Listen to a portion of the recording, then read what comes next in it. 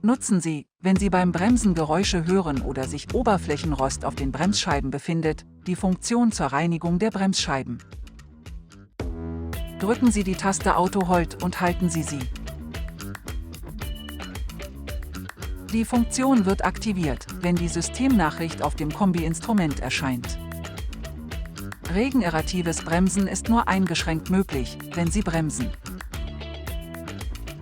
Die Reinigung der Bremsscheiben reduziert die Geräusche und den Oberflächenrost, und die Funktion wird nach Abschluss des Vorgangs automatisch deaktiviert. Drücken Sie die Taste Auto Hold und halten Sie sie oder schalten Sie das Fahrzeug aus, um sie manuell zu deaktivieren.